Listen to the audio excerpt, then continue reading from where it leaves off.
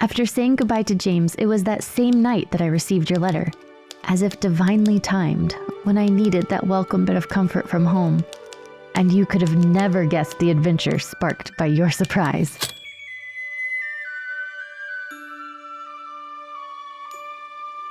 A letter from your father is sitting next to you is next to a sketch of home. Some of the flowers that you had grown probably drifted off to sleep, right? It wasn't her intention to fall asleep, but it's been a long day. And so the little candlelight burns, or the little lantern burns and flickers, having not been blown out, showing us scene of the sketch in the letter. What does Ivy dream about? Ooh, the first thing that pops in my head is basically, because they had talked about James leaving on a ship, is her being on a ship in like a really dreamy way, seeing herself sailing off kind of on this like wispy, cloudy dream boat into some like purpley night sky. Maybe she feels afloat in the world and not anchored to something, and her subconscious is gonna sail away. It's a rather pleasant dream. The wispy boat sailing to far off adventure feels like a pleasant calling in the dream. Feels like a place of belonging. There's a change. The wind begins to howl a little bit, and then there's a connection of the howling to the wolves at the masquerade ball. The sky turns dark. There's a moment where aboard this boat that is starting to come apart in the breeze, the clouds are wisping away, that Ivy turns and sees the face of the man. Dear boss. A loud growl of the beasts.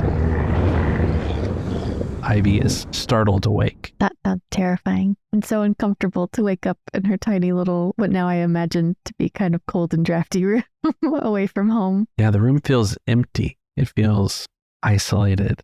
There's the flicker of the lamplight and the sketch of home and the letter from your father. The rest of the room is dark. She looks over and there's literally just the one thing. There's a letter from her dad and she hasn't opened it. And so she immediately grabs it and kind of hopes that that will take her mind off it and bring her back to the comfort of her home that she's not feeling at all in this physical place. Opening the letter, Ivy reads the message from her father, and it starts, Dearest Ivy, your neighbor's terrace garden sounds lovely, and I should probably just start calling you Sprout from here on, huh? I'm glad you have found such wonderfully supportive friends in Ealanwick. I have some good news.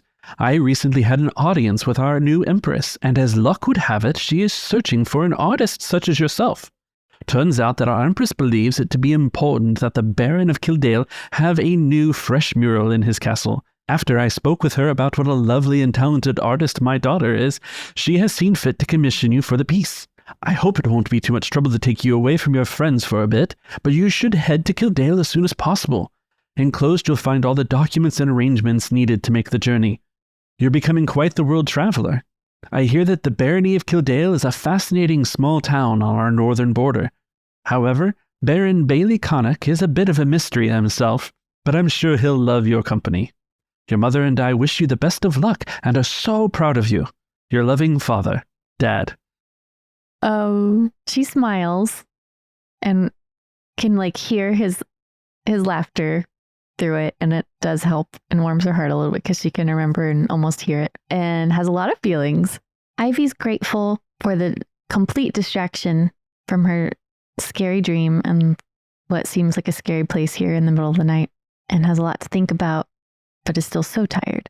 And she misses her dad, and she needs a little bit of a physical comfort, and she's too old for a teddy bear or anything, but he gave her one of his silk pocket squares, basically a little scarf. And she puts the letter back down on her desk and goes over to her bag and rummages through and grabs that and kind of clutches it like it was like a security blanket or something to fall asleep with. And it's got that beautiful silky feel that she can kind of rub in her fingers and smell his smell and falls asleep. But before falling asleep, she's mostly just thankful for the distraction and realizes that she has so many thoughts and questions that she's just going to leave it for tomorrow. She's like, I'm going to put all that aside and just clutch this thing and try to fall back asleep with the comfort that she has a loving father and an exciting new endeavor ahead. We'll jump ahead from there. Ivy has reviewed the itinerary that was sent, the location, the path of how to get there, and the train tickets and everything. And we're going to pick up with at the train station. In Ealanwick? Yeah, Ealanwick's Grand Central Station, the major hub on the south end of the Principality of Kellybrook. And the place that she is going is called Kildale. It is a small town at the northern border of the Principality of Kellybrook. So she has to travel to the opposite end of the country from where she's at currently. She's standing on the platform, waiting for a train. What does she look like? I think she has her hat that she never wears anywhere, but she figured if she's going to, she ought to wear it now. Her normal kind of blue linen dress, while she usually likes to have most of her hair down with kind of it half up behind her ears, you know. She's spruced up a little because she doesn't know who she's going to meet. And she just, for some reason, this whole thing feels like it has a lot more an air of her family and parent. And so she wants to start out on the right foot. So she's got her hair up, even if it's not perfect. And she's got her hat on, and her bag pretty much has everything that she had at Brack's with her. Oh, and she definitely has her easel under one arm to at least hold her paints and stuff, because she doesn't quite know the extent of this whole project yet. But she figures she's a professional painter. She ought to come looking like she has the tools of the trade. Okay. Let's get a hard with a setback vigilance check now. Just one success and 2 threats? The whistle blows for you to load onto your train. As you see the crowd of people loading onto the train, your eyes meet a man who's wearing a plain tan suit, gray bowler hat, who is staring at you intently. When your eyes meet his, he breaks eye contact and boards the train, and you lose him in the crowd of people getting onto the train. Creepy. Yeah. Did he look friendly? Like apart from staring at me intently, you know how some people just have friendly faces and there are bad guy faces? What kind of face did he have? An intense one. Okay, so maybe I didn't even get it. It was too fast of a look for me to even really make out his features to notice if they look friendly or not. So you board the train and work your way to your seat and put your rucksack into like the overhead compartment and sit down at the window. And the train pulls out of the station and begins heading north. Is there anything Ivy would like to do on the train? Do you think she got a window seat? Yeah, she definitely got a window seat. Thanks, Dad. Good tickets. Well, this whole trip away from home is about getting to see more of the world. So she's happy to, at least to begin with, stare out the window and watch the world go by and see the new terrain. She's never been to this place, correct? No, she hasn't. Do we know how far away or how long the ride will be? It'll be pretty long. Okay, that's good enough. In fact, probably what I should ask you for next is a knowledge check about where you're going. Okay. 3 green. It's going to be the same regardless, because you could roll education or warfare in this check. It's 2 purples. We'll make it an average check. It's 2 purples. All I'm left with is 1 advantage. Okay. So Kildale is not a town that Ivy has ever heard of. She doesn't know a whole lot about it. So it's that far away that she's never even heard it? She probably hasn't heard of it. Looking at where Ivy's heading as an advantage, she realizes that she's heading to a town that is practically on the border of an unfriendly neighbor. Wait, who's unfriendly? The Republic of Garia is unfriendly. I think the thing that gets said by people all over the place is the fact that the Northern Territories were to become an independent nation, but they instead broke the truce and joined the Republic of Garia. Garia is a nearby island. The fact that the Northern Territories did that gave an unfriendly country access to your island. There's no open war between your countries, but they don't like each other. And you're heading to a border town, basically. It's a small town? It's a small town. So as she's settling in her seat and everyone has gotten seated, before she settles into just staring out the window, she's definitely going to glance around to see what kind of people are in her car, and specifically wants to note if that man is visible now that everyone's seated and there's not such a big standing crowd in the car. looking about the train car, you do not spot them, the man with the bowler hat. And once she's seen and kind of looked around at everybody, she thinks there's probably plenty of time for people watching a bit later, and gets settled in her seat and finds the most comfortable way to stare out the window for a good long while until she maybe needs to shift in her seat and then grab her sketchbook, draw something that she really liked that she saw, something interesting that caught her eye that she wanted to remember that she hadn't seen terrain that she's familiar with before. So the train ride passes pretty lazily for Ivy. As we said, this is a long train trip because you're going from one end of the island to the other, essentially, south to north. There's probably like 10 or so towns that the train stops in, and a few passengers get off, and then it carries on like that. Ivy gets a good look at the late summer greenery. The forests that are near Ealanwick give way to some broad green grasslands and pastures where lots of sheep and cows are raised. It's relatively uneventful, but the passengers on the train get fewer and fewer until there's probably about 3 other people in Ivy's car as it pulls into the last stop, the end of the line. So you're saying there were multiple stops and nobody else got on to come visit anywhere else, only people got off? I mean, I'm sure people got on and got off and all of that kind of thing, but the total number of people on the train dwindled the further north you went. And as you're pulling into the final stop, there's only about 3 people in your train car. It's like the train has made all its stops. Sure. And the thing about Ivy's itinerary is that this isn't the town. The train doesn't run all the way to Kildale. Ah, of course. But Bailey Connick, the Baron of Kildale, he has arranged for a carriage for you. So Ivy can grab her backpack, and getting off the train, she sees a stately looking gentleman who introduces himself. He steps up to her as she gets off the train. Madam Cunningham, I presume. My name is Charles. I work for the Baron. I've arranged for our carriage. Pleased to meet you. And she looks a little awkward and doesn't exactly know what to say, but she smiles and does a little kind of a shallow curtsy and looks around to see what is this new place, what does it look like, and what are her surroundings. He immediately, after the shallow curtsy, is like, may I take your bag, madam? Yes, thank you. And so he'll take the bag and he will walk in front of you with the bag towards a horse-drawn carriage. Nothing too fancy, but it'll be comfortable enough ride from the train station to this new outlying town. Is there a name of where we have stopped? You're in Rosemore. And what does it look like here? Are we in the mountains?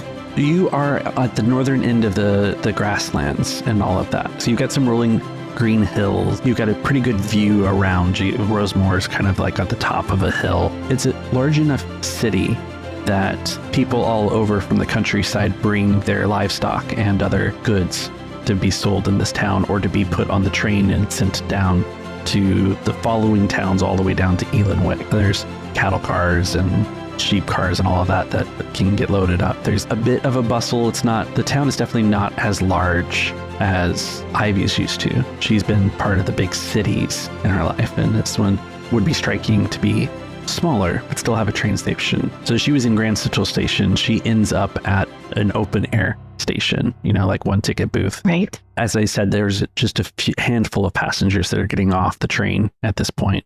She does briefly spot the bowler hat getting off ahead of her. Of all the few people that are left, he followed her all the way there. But he disappears into the station pretty quickly. Did he look like he was rushing away to not be noticed? There's a suspicious air about him, but because of the threats, he is just out of reach of anything other than the back of Ivy's mind. Charles loads the carriage and secures it in the trunk there, and he opens the door for Ivy to step in. She does one quick other glance around and definitely feels a little bristly and weird that at first she had noticed that there were so few people left on the train that she thought, okay, so nobody's coming up here to these little towns. But then to see that weird guy who was staring at her very specifically happened to be one of the few people who came all the way up here with her feels uncomfortable, but is very happy to be ushered into a private carriage and seeing that that guy went a different way and that she's in this carriage with a friendly looking person. And that it's, as far as she knows, should be taking her away from that guy and the station. And hopefully it was nothing. The carriage ride from Rosemore to Kildale is a bit long, but uneventful. The landscape of Kellybrook begins to rise on the horizon as you head north, following a rocky, windy path going up the mountains. She comes to a large valley clearing. It kind of levels out in the mountains that has a few sporadic farms kind of placed on either side of the road. This road kind of winds up, and heading further north, you head into the town of Kildale, a small rural city that still has plenty of buildings and marketplaces and all of that. It's certainly a tenth the size of Ealanwick and Craigstowe. It's a much smaller city than Ivy's been in before. The thing that stands out the most about Kildale is the fact that the farms give way to a rural city, and then the rural city has kind of imposing over it a large kind of cliff outcropping that's connected to the city below by a natural stone arch bridge. And on top of that cliff face is a grand castle. And I use the word castle specifically because it's not a palace, but actually a fortification. It's got tall stone walls and crenellations and all of that along the way. It's a large castle on a cliff that looks more castle than palace. Mm-hmm. It's got a large stone wall, ringed wall around it, and a winding path that brings it from the level of the city up to this cliff face that the castle's been built on. It's much taller than the rest of the city. You can see it a long ways off. It is the location of an ancient castle, but it has been consistently repaired and refortified and all of that. The Kildale sits on the border from Glenwick and the Northern Territories, and it creates a very difficult situation for anybody to invade Glenwick from the north because they have to go past this fortification. There's a large mountain range, and in that mountain range is a very narrow pass to get through to the Northern Territories, and right off of that pass is this grand castle. So because the Northern Territories are no longer part of the island of Glenwick, or the Empire of Glenwick, and they sit on the island, the castle has been well maintained and updated. It doesn't look ancient. It looks relatively modern to it, but it is still a functioning castle. There are very few of those that still exist with the different ways everyone can travel in the world now in these times, but it's one of the last remaining castles. So riding the trail, the road really, from Rosemore up to Kildale, you pass a smattering of farms growing food and raising goats and cattle, and you pass through the main street of the city. You see the brickworks and the brick buildings and the slate tile roofs, and this kind of, it's not an impoverished city, this kind of well-off rural city. It's got a few blocks to it, but not very many. You continue up the winding road across the stone arch into the castle proper, into its courtyard. You pass through the stone walls into a kind of grand courtyard, and Charles gets off of the carriage and comes and opens the door for you and basically gives you a pathway into the front door. These two large wooden double doors and an arch, kind of Gothic in the way that the arches come to a point. So you've got big wooden doors, metal studs, all of that. And Charles ushers you into the foyer of the castle. The interior has been redone to be more of a living dwelling. It looks inside, it looks a little bit more like a palace would expect. So you've got a large double staircase going up either side to a second level. And you can see through the courtyard on the lower level out the back, where there's some gardens that are in the center of this ringed building. Charles steps in behind you as you come into the courtyard, and as you look up, you can see, for lack of a better description, the silhouette of a man standing straight-backed, hands clasped behind his back, a bearded face with a very stern look to it. He doesn't look like he would be unkind if you got to know him, but he very much doesn't look interested in speaking, and he's a floor level above you. And Charles startles you speaking behind you, says, "Presenting Miss Ivy Cunningham."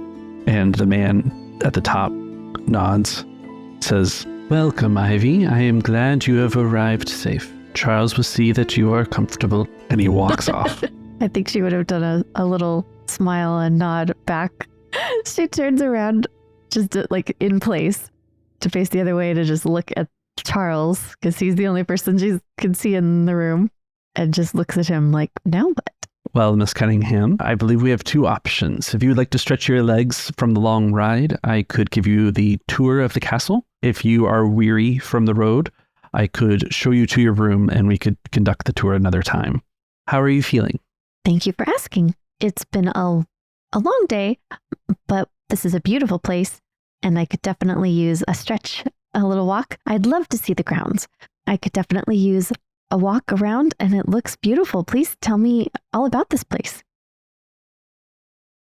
So Charles takes you back out the door that you came in, actually, and he's going to give you the broad tour and come in closer. And so you can see this cobblestone courtyard is kind of like the driveway. The carriages, any arriving guests or anything like that can ride in, get out by the door and come in. At the same time, it's relatively plain. There's a few kind of stone sculptures kind of around and a very modest fountain in the middle that the carriages can kind of ride around. The stony courtyard grounds continue off either side of the castle proper that you had gone in. And so it looks like there's kind of this road that travels all around the outside of the castle. This is the outer layer level of the castle. And Charles begins to kind of try and explain a little bit about what you're seeing. And he says, "So, Miss Cunningham, I think one of the most fascinating things about the castle here at Kildale is the fact that it is still an active military base. You can see here and here the soldiers maintaining the artillery, and you see a small group kind of off in the distance running, doing some of their training and all of that. You can see these men and women training that clearly look like soldiers."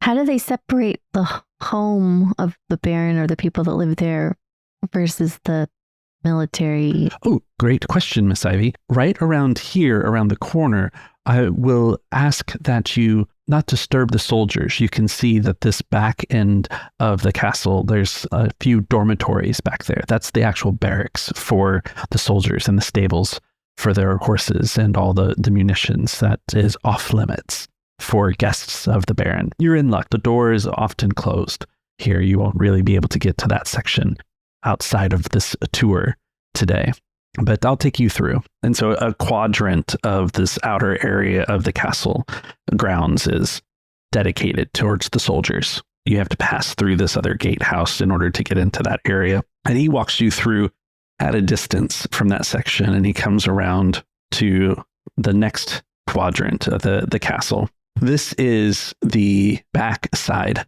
from the entrance that you had come in, which means that this is the side that looks out over the city you'd come through. So that here, the stone wall dips a little bit lower down. It's not built as tall because the other side of that wall is a cliff. And that cliff then leads down into the town. So you can see the top of Kildale. Charles continues the tour around the outer perimeter of the castle. There's not a whole lot of other interesting sights out here. It seems that this outer ring is more dedicated to the military personnel than necessarily being impressive to the guests. Charles then brings you inside back into the foyer, and he gives you a tour of the inside of the castle. And the thing that stands out about that is it's been converted into more of what you would expect a residence to look at. As I described those, you see the staircases, there's several floors and all of that. There's a grand dining room a large kitchen with some kitchen staff working back there. He shows you the library, the dining, some of the decorative armor, suits of armor that are strewn about. Then he shows you to the garden. The garden is the central courtyard. The castle is built all around it. So this is the inner sanctum, so to speak, of the castle. And it is more beautifully decorated and has lots of hedges and flowers and a couple more fountains. Not too many, though. There's definitely a sense that this castle is maintained by somebody with a strong military bearing and not one necessarily interested in opulence. There seems to be that the suits of armor, the paintings, the books in the library, Charles tells you the stories that Charles tells you about those are all stories of things that were gifted to the Baron. Like he wouldn't have picked them out himself, but he puts them on display as like, I don't know, out of responsibility. I'm picturing this not as a direct square four-sided castle. This has a little bit more geometric shape to all the walls and everything along those lines. And there's a few walking paths. You could get a nice brisk walk in this garden and loop around and enjoy the smell of the flowers and the sound of the fountains and all of that. But you come across an area that Charles stops briefly at and looks kind of nervously off to the side. And following his eyes, you see an ivy-covered, overgrown wooden door with a padlock on it. You get the sense that Charles is making sure that you didn't notice the door. He didn't do a very good job, apparently. Didn't do a very good job. Would you like to roll a stealth check against him for him to not notice that you noticed the door? Absolutely, I would. Okay. Let's do some dice rolling.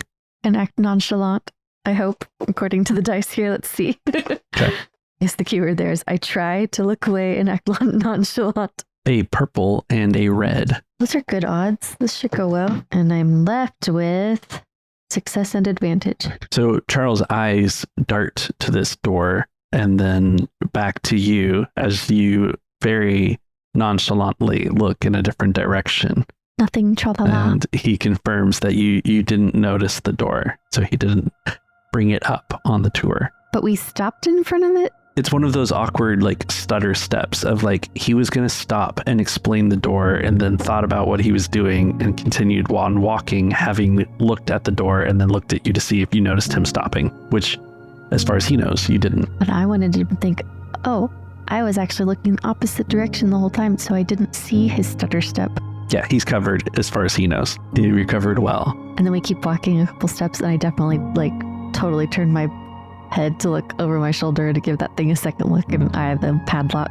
And when you get the opportunity to get a more direct look, the padlock, the door, the ivy-covered walls and hedgerows that are kind of there, you realize that this is an area in the garden that is walled off and overgrown.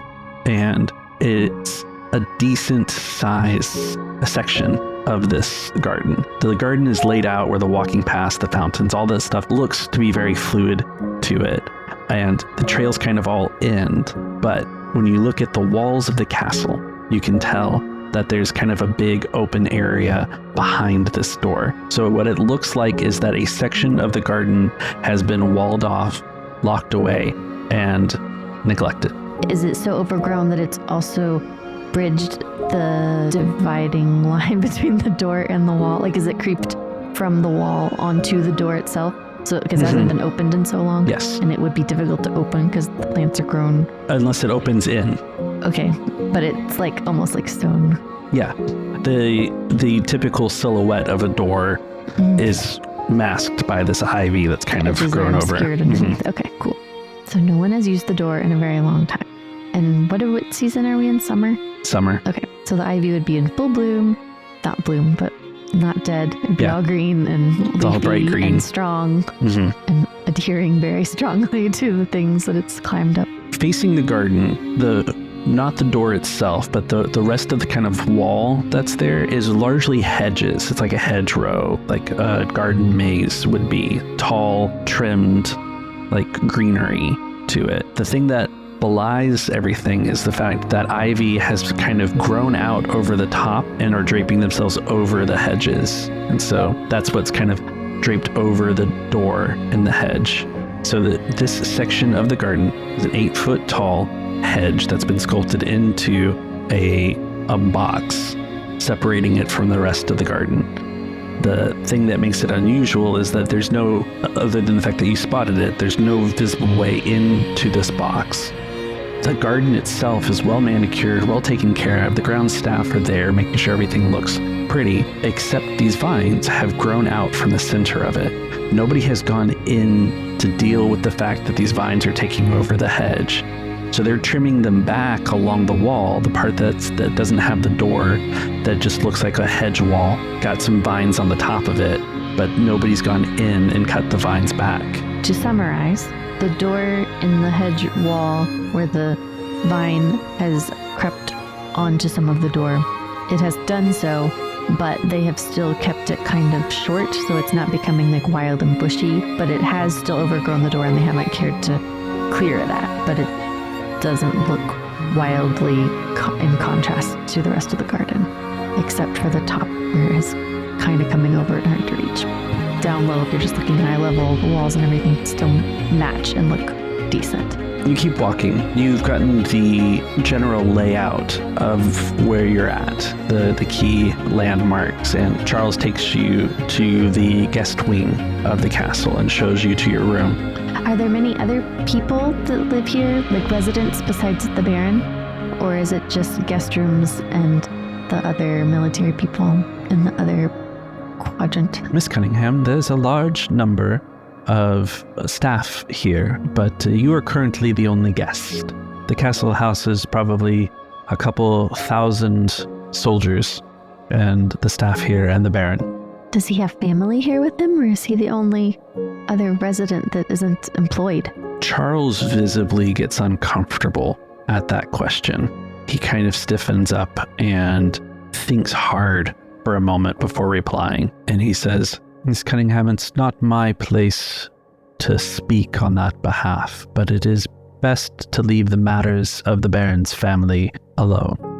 I see. Dinner will be served tonight in the dining room, as I showed you. Feel free to get comfortable and acquainted with your room, and have a pleasant evening. Thank you, Charles. Thank you for listening to the latest episode of the Foxglove Letters. We hope you've enjoyed the adventure so far and can't wait to see where the story goes. Before we go, we want to let you know that we love hearing from our listeners. If you have a question for our players, their characters, a comment on the story, or just want to say hello, drop us a line at diceycantina@gmail.com. You can also follow us on Instagram and YouTube at diceycantina for behind-the-scenes artwork and world building. Or if you just prefer to chat, join the Discord. Links to everything are in the show notes. If you're enjoying the show, please consider giving us a 5-star rating and review on your favorite podcast platform, as it helps us grow the show and reach more listeners. The Foxglove Letters is a creation of Dicey Cantina, playing Genesis by Edge Studio. Until next time, dear listeners, don't forget the words of Mr. Cunningham when he said, "Don't just watch the world pass you by. Reach out and grab the stars."